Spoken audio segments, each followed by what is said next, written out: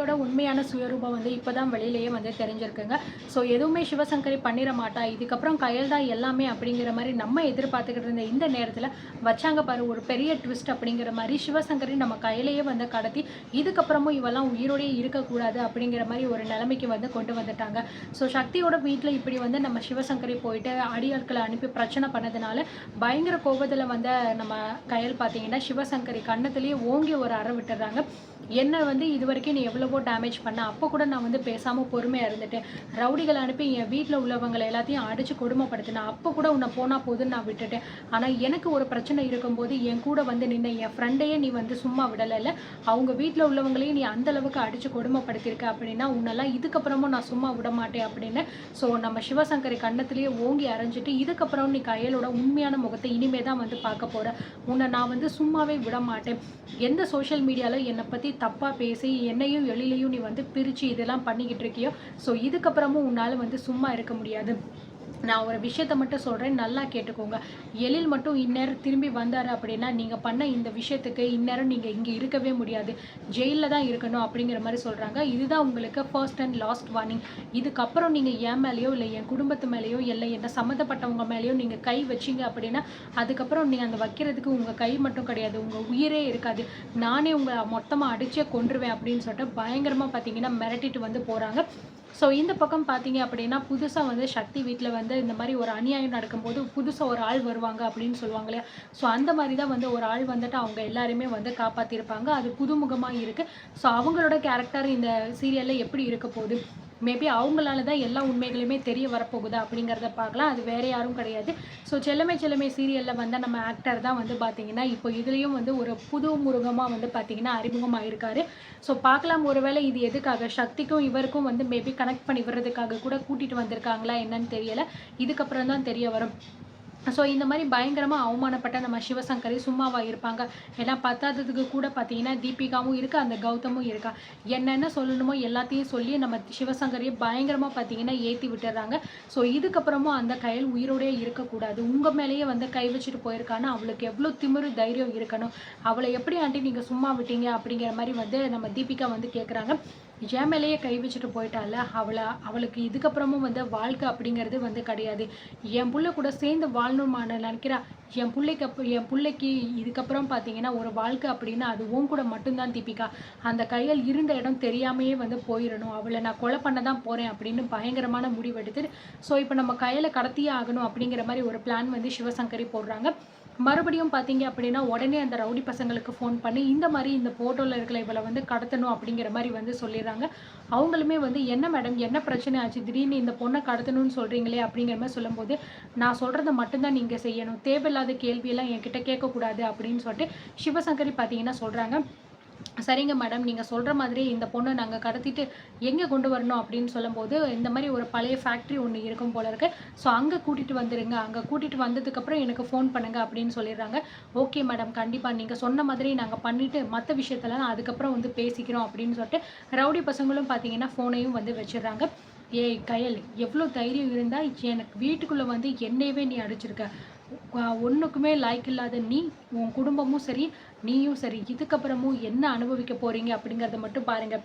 இந்த சிவசங்கர் யார் அப்படிங்கிறத உனக்கு நான் காட்டுறேன்டி, எவ்வளோ தூரம் உன்னை நான் வந்து அசிங்கப்படுத்தி அவமானப்படுத்தியும் நீ அடங்கலைல, இதுக்கப்புறமும் உன்னை விட்டு வச்சேன் அப்படின்னா என் பிள்ளையும் எனக்கு கிடைக்க மாட்டான், அதே மாதிரி நான் பட்டம் அசிங்கம் அவமானம் எல்லாத்துக்குமே ஒரு பதிலும் கிடைக்காம போயிடும், இன்றைக்கி தாண்டி உனக்கு கடைசி நாள் அப்படின்னு சொல்லிட்டு பயங்கரமாக நம்ம சிவசங்கரி டயலாக்லாம் வந்து பேசுகிறாங்க. ஸோ இந்த பக்கம் பார்த்தீங்கன்னா நம்ம கயல் வந்து இந்த மாதிரி நடந்த விஷயங்களை நினச்சிட்டு ரொம்பவே பார்த்தீங்கன்னா ஃபீல் பண்ணிக்கிட்டு இருக்காங்க. எனக்காக இவ்வளோ தூரம் சக்தி வந்தா, ஆனால் அவளுக்கு இப்படி ஒரு நிலைமை ஆயிடுச்சு, இப்போ அவங்க குடும்பத்தில் உள்ளவங்களுக்கு நான் என்ன பதில் சொல்லுவேன் அப்படின்னு சொல்லிட்டு பார்த்தீங்கன்னா வந்து ரொம்பவே மனசுடைஞ்சு வந்து போய்கிட்டு இருக்காங்க. ஸோ அந்த நேரம் பார்த்து கரெக்டாக வந்து ஊடலை ஒரு கார் வருது, மோதிர மாதிரியே வந்துட்டு ஏய் யாரா நீங்கள், எதுக்குடா இப்படி வந்துக்கிட்டு இருக்கீங்க, வண்டி வருதுன்னு கூட உனக்கு கண்ணுக்கு தெரியலையாடா அப்படின்னு சொல்லும்போது ஸோ அங்கேருந்து வெளியில் இறங்கின ஒரு ரவுடி என்னம்மா பேசிக்கிட்டு இருக்கா, நீ தானம்மா இப்படி வந்த, என்ன எங்களை சொல்லிக்கிட்டு இருக்க அப்படின்னு சொல்லும்போது ஒழுங்கு மரியாதையாக வழியை விடுங்க அப்படின்னு சொல்லும்போது என்னது வழியை விடணுமா, நாங்கள் எதுக்கு வழியை விடணும், விட முடியாது, என்ன பண்ணுவேன் அப்படின்னு சொல்லும்போது இப்போ ஒழுங்கு மரியாதையாக நான் சொல்லும்போதே வழிய விட்டுருங்க. அப்படி இல்ல அப்படின்னா நான் என்ன பண்ணுவேன்னே எனக்கு தெரியாது அப்படின்னு சொல்லிட்டு நம்ம கையல் கோவமா பேசுறாங்க. இங்க பாருடா பாப்பா என்ன பண்ணுவான்னு அவளுக்கே தெரியாதான்டா அப்படின்னு சொல்லிட்டு பார்த்தீங்கன்னா, ஸோ ஒரு ஆள் வந்து பின்னாடி இருந்து அப்படியே கட்டி எடுத்து நம்ம கையல் மண்டையிலேயே மடார்ன்னு அடிச்சிடுறாரு.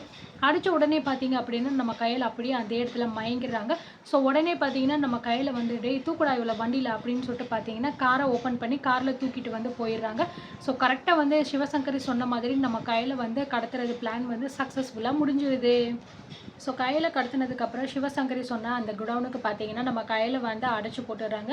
ஸோ சேரில் உட்கார வச்சு கையில் கால் எல்லாத்தையுமே கட்டி போட்டுடுறாங்க. அதுக்கப்புறம் சிவசங்கரிக்கு கால் பண்ணி மேடம் நீங்கள் சொன்ன பொண்ணை கரெக்டாக வந்து கடத்தியாச்சு, இப்போ குடவுனில் தான் இருக்கோம் அப்படின்னு சொல்லும்போது சூப்பர் நான் சொன்ன மாதிரி கரெக்டாக செஞ்சுட்டீங்க, இப்போவே நான் கிளம்பி வரேன் அப்படின்னு சொல்லிட்டு பார்த்தீங்கன்னா சிவசங்கரி தீபிகா 2 பேருமே வந்து பார்த்தீங்கன்னா நம்ம கையில் பார்க்குறதுக்காக வந்து கிளம்புறாங்க. இந்த பக்கம் வந்து நம்ம கையிலுக்கு வந்து அப்போ தான் கொஞ்சம் கொஞ்சமாக வந்து மயக்கம் தெளியுது. ஸோ இந்த மாதிரி கட்டையெல்லாம் போட்டுக்கிறத பார்த்தோன்னே நம்ம கையில் வந்து கத்த ஆரம்பிக்கிறாங்க. ஏய் யாரா நீங்கள், எதுக்குடா என்ன இப்படி கட்டி போட்டிருக்கீங்க, ஒழுங்கு மரியாதையை அவுத்து விடுங்கடா அப்படிங்கிற மாதிரி சொல்லும்போது ஸோ அந்த ரவுடி பசங்கள்லாம் வந்து இங்கே பாரு ஒழுங்கு மரியாதையாக வாய் மூடிட்டு இருந்தேன்னா அமைதியாக மேலே போய் சேர்ந்துடலாம், தேவையில்லாமல் இப்படிலாம் கத்திக்கிட்டு இருந்த அப்புறம் பார்த்துக்கோ உனக்கு என்ன ஆகுன்னு எங்களாலேயும் சொல்ல முடியாது அப்படிங்கிற மாதிரி அந்த ரவுடி பசங்க சொல்கிறாங்க. இங்கே பாருங்க ஒழுங்கு மரியாதையாக நீங்கள் வந்து அவுத்து விட்டுருங்க, என் தம்பி ஒரு போலீஸ், என் தம்பி மட்டும் வந்தான்னு வச்சுக்கோங்களேன் அதுக்கப்புறம் நீங்கள்லாம் உள்ளதாக இருப்பீங்க, ஒழுங்கு மரியாதையை அவுத்து விடுங்கடா அப்படிங்கிற மாதிரி வந்து நம்ம கையில் சொல்கிறாங்க. என்னடா இது இவன் தம்பி போலீஸ்னு சொல்லிக்கிட்டு இருக்கா அப்படிங்கிற மாதிரி சொல்லும்போது டேய் இவெல்லாம் சொல்கிறது உண்மையாடா, சும்மா நம்மளை பயமுறுத்துறதுக்காக இதெல்லாம் சொல்லிக்கிட்டு இருக்காடா, இங்கே பாரு ஒழுங்கு மரியாதையாக வாய் மூடிட்டு அமைதியாக இருந்துரு, இப்போ எங்கள் மேடம் வந்துருவாங்க அப்படின்னு சொல்லும்போது மேடமா அப்படிங்கிற மாதிரி வந்து சொல்கிறாங்க. யாரா இது, இதுக்காக தான் என்னை கடத்த சொன்னாங்க, இப்போ உண்மையை சொல்ல போகிறீங்களா இல்லையா, என் புருஷன் மட்டும் வந்தான்னு வச்சுக்கோங்களேன் நீங்கள் யாருமே உயிரோடையே இருக்க மாட்டீங்க அப்படின்னு சொல்லும்போது உன் புருஷனா, எந்த புருஷன், நீ கொன்ன புருஷனை கேட்குறியா இல்லை நீ வச்சுக்கிட்ட புருஷனை கேட்குறியா அப்படிங்கிற மாதிரி ரொம்பவே பார்த்தீங்கன்னா அசிங்கமாக நம்ம கையல்கிட்ட வந்து பேசுகிறாங்க. ஸோ இதனால் வந்து இதுக்கப்புறமும் ஒரு வார்த்தை பேசுனீங்க அப்படின்னா அவ்வளோதான், அவங்க யாரையுமே நான் சும்மா விட மாட்டேன்னு நம்ம கையல் பயங்கரமாக வந்து சொல்கிறாங்க. அந்த நேரம் பார்த்து கரெக்டாக வந்து சிவசங்கரி வந்து உள்ளே வர்றாங்க. டேய் மேடம் வந்துட்டாங்கடா அப்படிங்கிற மாதிரி சொல்லும்போது யார் அது, நம்மளை யார் இப்படி கடத்த சொன்னது அப்படிங்கிறத பார்க்குறதுக்காக நம்ம கையில் பார்த்தீங்கன்னா ரொம்பவே ஈகராக வெயிட் பண்ணிக்கிட்டு இருக்கும்போது அப்போ தான் நம்ம சிவசங்கரி என்ட்ரி வந்து வருது. சிவசங்கரியை பார்த்தோன்னே நம்ம கையில் வந்து பயங்கரமாக வந்து ஷாக் ஆகுது. நீங்களா என்னை கடத்தினது அப்படிங்கிற மாதிரி நம்ம கையில் பார்த்துக்கிட்டு இருக்கா. என்ன கையல் அப்படிங்கிற மாதிரி சொல்லும்போது இதெல்லாம் பண்ணுறதுக்கு உங்களுக்கு கொஞ்சம் கூட வெக்கமாக இல்லை அப்படிங்கிற மாதிரி சொல்லும்போது எவ்வளோ தைரியம் இருந்தால் என் வீட்டுக்கு வந்து என்னையே நீ அடிச்சுட்டு போயிருக்க, இதுக்கப்புறமும் நீ இந்த உலகத்தில் வாழணும் அப்படிங்கிற அவசியமே வந்து கிடையாது, நீ எல்லாம் செத்தா தாண்டி நிம்மதி, என் பிள்ளைய என்கிட்ட இருந்து பிரித்தது மட்டும் இல்லாமல் இப்போ என்னடா அப்படின்னா என்னையவே வந்து என் வீட்டுக்குள்ளே வந்து அடிச்சுட்டு போயிருக்கியா அப்படிங்கிற மாதிரி வந்து சொல்கிறாங்க. நீ எல்லாம் ஒரு மனுஷி தானா, உன்னெல்லாம் வந்து ஒரு அம்மான்னு சொல்கிறதுக்கு எழில் வந்து வெக்கப்படணும், இப்படி ஒரு கேவலமான ஒரு அறிக்கையாக இருக்கே அப்படிங்கிற மாதிரி சொல்லும்போது என்னடி சொன்னேன் அப்படின்னு சொல்லிட்டு கையல் கண்ணத்துலேயே பார்த்தீங்கன்னா பலார்னு ஓங்கி வந்து நம்ம சிவசங்கரி வந்து அடிக்கிறாங்க.